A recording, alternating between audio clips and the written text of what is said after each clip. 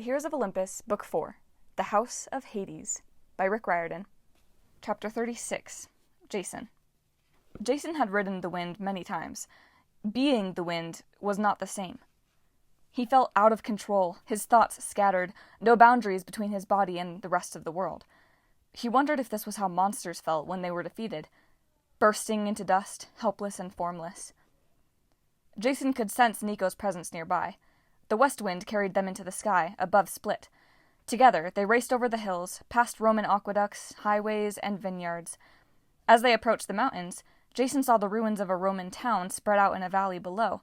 Crumbling walls, square foundations, and cracked roads, all overgrown with grass, so it looked like a giant, mossy game board. Favonius set them down in the middle of the ruins, next to a broken column the size of a redwood. Jason's body reformed. For a moment, it felt even worse than being the wind, like he'd suddenly been wrapped in a lead overcoat. "Yes, mortal bodies are terribly bulky," Favonius said, as if reading his thoughts. The wind god settled on a nearby wall with his basket of fruit and spread his russet wings in the sun. "Honestly, I don't know how you stand it, day in and day out." Jason scanned their surroundings. The town must have been huge once. He could make out the shells of temples and bathhouses, a half-buried amphitheater, and empty pedestals that must have once held statues. Rows of columns marched off to nowhere. The old city walls wove in and out of the hillside like stone thread through a green cloth. Some areas looked like they'd been excavated, but most of the city just seemed abandoned, as if it had been left to the elements for the last 2,000 years. "Welcome to Salona," Favonius said. "Capital of Dalmatia, birthplace of Diocletian. But before that, long before that, it was the home of Cupid." The name echoed, as if voices were whispering it through the ruins. Something about this place seemed even creepier than the palace basement in Split. Jason had never thought much about Cupid. He'd certainly never thought of Cupid as scary. Even for Roman demigods, the name conjured up an image of a silly winged baby with a toy bow and arrow, flying around in his diapers on Valentine's Day. "Oh, he's not like that," said Favonius. Jason flinched. "You can read my mind?" "I don't need to." Favonius tossed his bronze hoop in the air. "Everyone has the wrong impression of Cupid, until they meet him." Nico braced himself against a column, his legs trembling visibly. "Hey, man." Jason stepped toward him, but Nico waved him off. At Nico's feet, the grass turned brown and wilted. The dead patch spread outward, as if poison were seeping from the soles of his shoes. Favonius nodded sympathetically. "I don't blame you for being nervous, Nico D'Angelo. Do you know how I ended up serving Cupid?" "I don't serve anyone," Nico muttered, "especially not Cupid." Favonius continued as if he hadn't heard. "I fell in love with a mortal named Hyacinthus. He was quite extraordinary." "He?" Jason's brain was still fuzzy from his wind trip, so it took him a second to process that. "Oh." "Yes, Jason Grace." Favonius arched an eyebrow. "I fell in love with a dude. Does that shock you?" Honestly, Jason wasn't sure. He tried not to think about the details of godly love lives, no matter who they fell in love with. After all, his dad, Jupiter, wasn't exactly a model of good behavior. Compared to some of the Olympian love scandals he'd heard about, the West Wind falling in love with a mortal guy didn't seem very shocking. "I guess not. So, Cupid struck you with his arrow, and you fell in love." Favonius snorted. "You make it sound so simple. Alas, love is never simple. You see, the god Apollo also liked Hyacinthus. He claimed they were just friends, I don't know. But one day I came across them together, playing a game of quoits." There was that weird word again. "Quoits?" "A game with those hoops," Nico explained, though his voice was brittle. "Like horseshoes." "Sort of," Favonius said. "At any rate, I was jealous. Instead of confronting them and finding out the truth, I shifted the wind and sent a heavy metal ring right at Hyacinthus' head and, well..." The wind god sighed. "As Hyacinthus died, Apollo turned him into a flower, a hyacinth. I'm sure Apollo would have taken horrible vengeance on me, but Cupid offered me his protection. I'd done a terrible thing, but I'd been driven mad by love, so he spared me, on the condition that I work for him forever." Cupid. The name echoed through the ruins again. "That would be my cue." Favonius stood. Think long and hard about how you proceed, Nico D'Angelo. You cannot lie to Cupid. If you let your anger rule you, well, your fate will be even sadder than mine. Jason felt like his brain was turning back into wind. He didn't understand what Favonius was talking about, or why Nico seemed so shaken, but he had no time to think about it. The wind god disappeared in a swirl of red and gold. The summer air suddenly felt oppressive. The ground shook, and Jason and Nico drew their swords.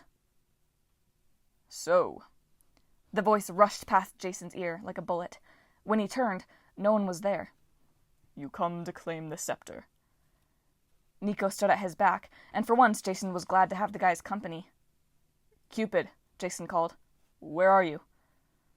The voice laughed. It definitely didn't sound like a cute baby angel's. It sounded deep and rich, but also threatening, like a tremor before a major earthquake. Where you least expect me, Cupid answered, as love always is. Something slammed into Jason and hurled him across the street. He toppled down a set of steps and sprawled on the floor of an excavated Roman basement. I would think you'd know better, Jason Grace. Cupid's voice whirled around him. You found true love, after all, or do you still doubt yourself? Nico scrambled down the steps. You okay? Jason accepted his hand and got to his feet. Yeah, just sucker punched. Oh, did you expect me to play fair? Cupid laughed. I am the god of love. I am never fair. This time, Jason's senses were on high alert. He felt the air ripple just as an arrow materialized, racing toward Nico's chest. Jason intercepted it with his sword and deflected it sideways. The arrow exploded against the nearest wall, peppering them with limestone shrapnel. They ran up the steps.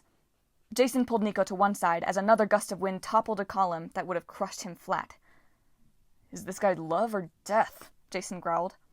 Ask your friends, Cupid said. Frank, Hazel, and Percy met my counterpart, Thanatos. We are not so different, except death is sometimes kinder. We just want the scepter, Nico shouted. We're trying to stop Gaia. Are you on the god side or not? A second arrow hit the ground between Nico's feet and glowed white-hot. Nico stumbled back as the arrow burst into a geyser of flame. Love is on every side, Cupid said, and no one side. Don't ask what love can do for you. Great, Jason said. Now he's spouting greeting card messages. Movement behind him. Jason spun, slicing his sword through the air. His blade bit into something solid. He heard a grunt, and he swung again, but the invisible god was gone. On the paving stones, a trail of golden ichor shimmered, the blood of the gods. Very good, Jason, Cupid said. At least you can sense my presence. Even a glancing bit at true love is more than most heroes manage. So now I get the scepter? Jason asked. Cupid laughed. Unfortunately, you could not wield it. Only a child of the underworld can summon the dead legions, and only an officer of Rome can lead them. But, Jason wavered. He was an officer. He was a praetor. Then he remembered all his second thoughts about where he belonged. In New Rome, he'd offered to give up his position to Percy Jackson. Did that make him unworthy to lead a legion of Roman ghosts? He decided to face that problem when the time came. Just leave that to us, he said. Nico can summon. The third arrow zipped by Jason's shoulder. He couldn't stop it in time. Nico gasped as it sunk into his sword arm. Nico! The son of Hades stumbled. The arrow dissolved, leaving no blood and no visible wound, but Nico's face was tight with rage and pain. Enough games, Nico shouted. Show yourself! It is a costly thing, Cupid said, looking on the true face of love. Another column toppled. Jason scrambled out of its way. My wife Psyche learned that lesson, Cupid said. She was brought here eons ago, when this was the site of my palace. We met only in the dark. She was warned never to look upon me, and yet she could not stand the mystery. She feared I was a monster. One night, she lit a candle and beheld my face as I slept. Were you that ugly? Jason thought he had zeroed in on Cupid's voice at the edge of the amphitheater about 20 yards away, but he wanted to make sure. The god laughed. I was too handsome, I'm afraid. A mortal cannot gaze upon the true appearance of a god without suffering consequences. My mother, Aphrodite, cursed Psyche for her distrust. My poor lover was tormented, forced into exile, given horrible tasks to prove her worth. She was even sent to the underworld on a quest to show her dedication. She earned her way back to my side, but she suffered greatly. Now I've got you, Jason thought. He thrust his sword into the sky, and thunder shook the valley. Lightning blasted a crater where the voice had been speaking. Silence. Jason was just thinking, dang, it actually worked, when an invisible force knocked him to the ground. His sword skittered across the road. A good try, Cupid said, his voice already distant. But love cannot be pinned down so easily. Next to him, a wall collapsed. Jason barely managed to roll aside. Stop it, Nico yelled. It's me you want. Leave him alone. Jason's ears rang. He was dizzy from getting smacked around. His mouth tasted like limestone dust. He didn't understand why Nico would think of himself as the main target, but Cupid seemed to agree. Poor Nico D'Angelo. The god's voice was tinged with disappointment. Do you know what you want, much less what I want? My beloved Psyche risked everything in the name of love. It was the only way to atone for her lack of faith. And you, what have you risked in my name? I've been to Tartarus and back, Nico snarled. You don't scare me. I scare you very, very much. Face me. Be honest. Jason pulled himself up. All around Nico, the ground shifted. The grass withered and the stones cracked as if something was moving in the earth beneath, trying to push its way through. Give us Diocletian's scepter, Nico said. We don't have time for games. Games! Cupid struck, slapping Nico sideways into a granite pedestal. Love is no game. It is no flowery softness. It is hard work, a quest that never ends. It demands everything from you, especially the truth. Only then does it yield rewards. Jason retrieved his sword. If this invisible guy was love, Jason was beginning to think love was overrated. He liked Piper's version better. Considerate, kind, and beautiful. Aphrodite he could understand. Cupid seemed more like a thug, an enforcer. Nico, he called. What does this guy want from you? Tell him, Nico D'Angelo, Cupid said. Tell him you are a coward, afraid of yourself and your feelings. Tell him the real reason you ran from Camp Half-Blood and why you were always alone. Nico let loose a guttural scream. The ground at his feet split open and skeletons crawled forth. Dead Romans with missing hands and caved-in skulls, cracked ribs, and jaws unhinged. Some were dressed in the remnants of togas. Others had glinting pieces of armor hanging off of their chests. Will you hide among the dead, as you always do? Cupid taunted. Waves of darkness rolled off the son of Hades. When they hit Jason, he almost lost consciousness, overwhelmed by hatred and fear and shame. Images flashed through his mind. He saw Nico and his sister on a snowy cliff in Maine, Percy Jackson protecting them from a manticore. Percy's sword gleamed in the dark. He'd been the first demigod Nico had ever seen in action. Later, at Camp Half-Blood, Percy took Nico by the arm, promising to keep his sister Bianca safe. Nico believed him. Nico looked into his sea-green eyes and thought, how can he possibly fail? This is a real hero. He was Nico's favorite game, Mythomagic, brought to life. Jason saw the moment when Percy returned and told Nico that Bianca was dead. Nico had screamed and called him a liar. He'd felt betrayed, but still. When the skeleton warriors attacked, he couldn't let them harm Percy. Nico had called on the earth to swallow them up, and then he'd run away, terrified of his own powers and his own emotions. Jason saw a dozen more scenes like this from Nico's point of view, and they left him stunned, unable to move or speak. Meanwhile, Nico's Roman skeletons surged forward and grappled with something invisible.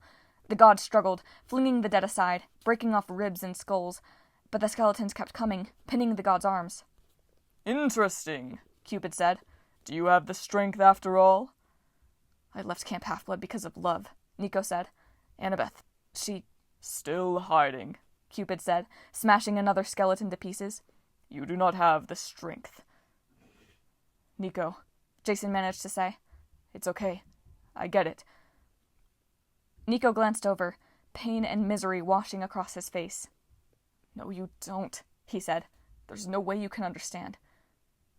And so you run away again, Cupid chided. From your friends, from yourself. I don't have friends, Nico yelled. I left Camp Half-Blood because I don't belong. I'll never belong. The skeletons had Cupid pinned now, but the invisible god laughed so cruelly that Jason wanted to summon another bolt of lightning. Unfortunately, he doubted he had the strength. Leave him alone, Cupid, Jason croaked. This isn't... His voice failed. He wanted to say it wasn't Cupid's business, but he realized this was exactly Cupid's business. Something Favonius said kept buzzing in his ears. Are you shocked? The story of Psyche finally made sense to him. Why a mortal girl would be so afraid. Why she would risk breaking the rules to look the god of love in the face, because she feared he might be a monster. Psyche had been right. Cupid was a monster. Love was the most savage monster of all. Nico's voice was like broken glass. I wasn't in love with Annabeth. You were jealous of her, Jason said. That's why you didn't want to be around her. Especially why you didn't want to be around him. It makes total sense. All the fight and denial seemed to go out of Nico at once. The darkness subsided. The Roman dead collapsed into bones and crumbled to dust. I hated myself, Nico said. I hated Percy Jackson. Cupid became visible. A lean, muscular young man with snowy white wings, straight black hair, a simple white frock, and jeans. His bow and quiver slung over his shoulder were no toys. They were weapons of war. His eyes were as red as blood, as if every Valentine in the world had been squeezed dry, distilled into one poisonous mixture. His face was handsome, but also harsh, as difficult to look at as a spotlight. He watched Nico with satisfaction, as if he'd identified the exact spot for his next arrow to make a clean kill. I had a crush on Percy, Nico spat. That's the truth. That's the big secret. He glared at Cupid. Happy now? For the first time, Cupid's gaze seemed sympathetic. Oh, I wouldn't say love always makes you happy. His voice sounded smaller, much more human. Sometimes it makes you incredibly sad. But at least you've faced it now. That's the only way to conquer me. Cupid dissolved into the wind. On the ground where he'd stood lay an ivory staff 3 feet long, topped with a dark globe of polished marble about the size of a baseball, nestled on the backs of 3 gold Roman eagles. The scepter of Diocletian. Nico knelt and picked it up. He regarded Jason as if waiting for an attack. If the others found out, Jason said, you'd have that many more people to back you up, and to unleash the fury of the gods on anybody who gives you trouble. Nico scowled. Jason still felt the resentment and anger rippling off him. But it's your call, Jason added. Your decision to share or not. I can only tell you, I don't feel that way anymore, Nico muttered. I mean, I gave up on Percy. I was young and impressionable, and I don't... His voice cracked, and Jason could tell the guy was about to get teary-eyed. Whether Nico had really given up on Percy or not, Jason couldn't imagine what it had been like for Nico all those years, keeping a secret that would have been unthinkable to share in the 1940s, denying who he was, feeling completely alone, even more isolated than other demigods. Nico, he said gently, I've seen a lot of brave things, but what you just did, that was maybe the bravest. Nico looked up uncertainly. We should get back to the ship. Yeah, I can fly us... No, Nico announced. This time we're shadow traveling. I've had enough of the winds for a while.